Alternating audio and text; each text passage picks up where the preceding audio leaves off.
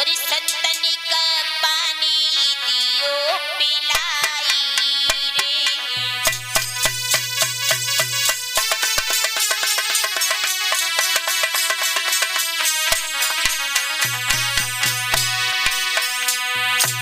महाराज परीक्षित ने लोमस ऋषि की कुटिया के पास जाकर के कहा कि हे महात्मा, हमें प्यास लगी है, तुम आंखें बंद करे बैठे हो, पानी पिलाओ। कोई लगी रही भारी प्यास, संतनी का पानी दियो पिलाई रे। और प्यास के कारण आज मेरे दिल में धड़कन बढ़ जाई रे।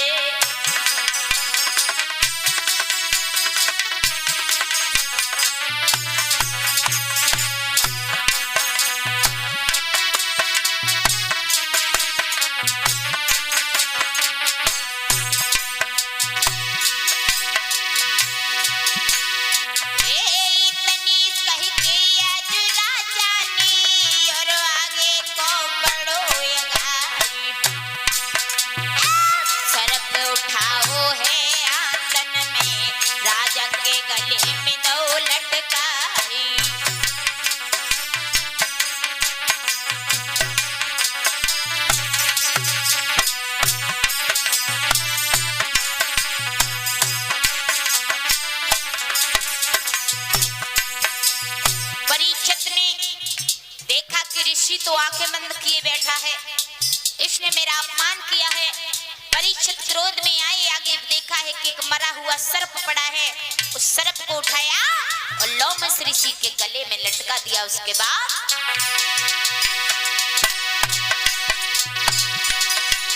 एक सर्प उठाओ या जो हाथन में ऋषि के गले में दो लटकाए। वो घोड़ा या सवार परीक्षित और घर अपने पहुंचे आई।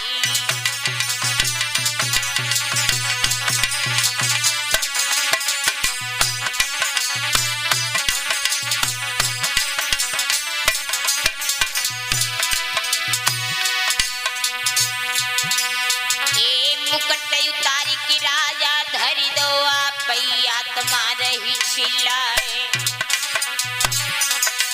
और पाप की ओ है मैंने वारी, मेरी तकसीर माफ है जाई।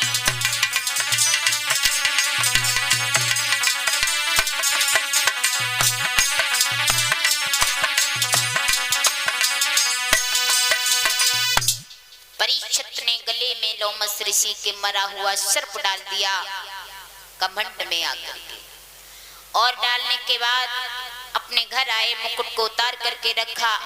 आप आत्मा चिल्लाने लगी कि मैंने आज बहुत बड़ा पाप कर डाला, मैंने किसी ऋषि के गले में मरा हुआ सर्प डाल दिया, उसका इतना बड़ा अपमान किया है। प्रभु मुझे माफ कर देना।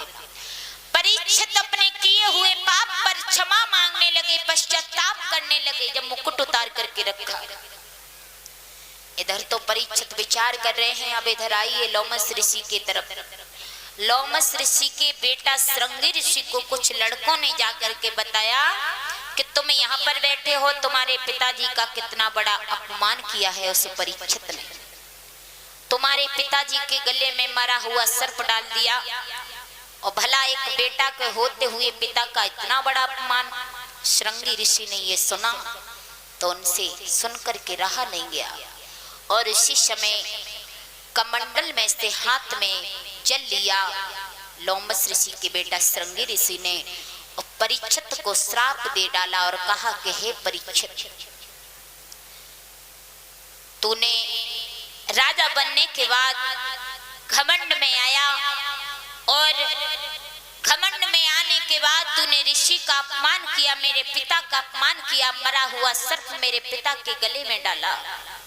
तो जाओ, हम तुम्हें भी श्राप दे रहे हैं कि हे महाराज परीक्षित, जिस सर्प को तुमने मेरे पिताजी के गले में डाला है, यही सर्प आज से 7वें दिन जिंदा होकर के तुम्हें मौत की घाट पर सुलाएगा।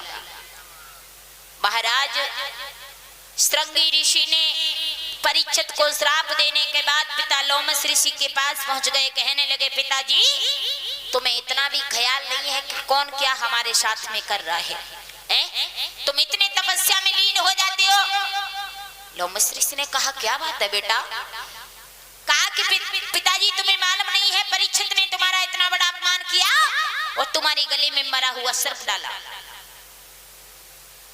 लोमस ऋषि कहने लगे बेटा इसमें परीक्षित की कोई गलती नहीं है, इसमें गलती तो उस कलयुग की है, क्योंकि परीक्षित के सर पर तो कलयुग सवार था और इसलिए परीक्षित की बुद्धि खराब हो गई थी, इसलिए परीक्षित ने मरा हुआ सर्प डाल दिया। कोई बात नहीं बेटा।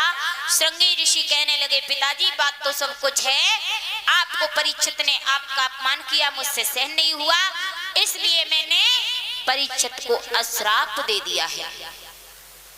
लोमस ऋषि ने कहा क्या दे दिया है बेटा? तो कहा पिताजी जो मरा हुआ सर्प परीक्षित ने तुम्हारे गले में डाला है, यही सर्प 7वें दिन जिंदा होकर के परीक्षित को काटेगा। श्रृंगी ऋषि ने जब ये कहा तो लोमस ऋषि ने कहा बेटा तुमने ये क्या कर दिया?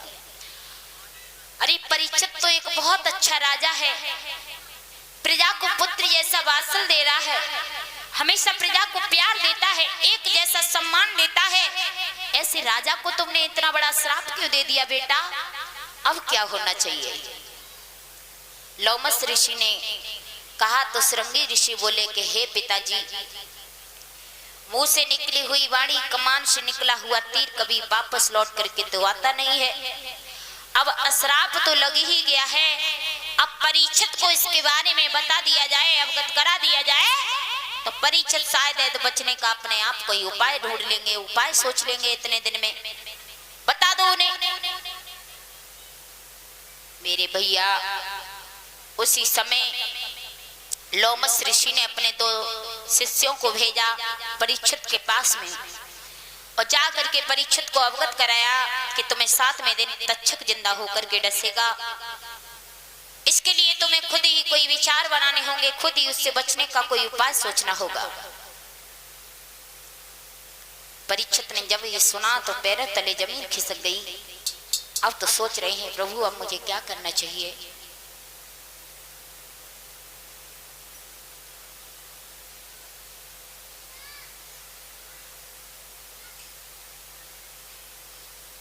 एक भगवान का भजन तालियां बजा करके सभी भक्त बोलेंगे, उसके बाद में कथा का प्रसंग बढ़ाएंगे।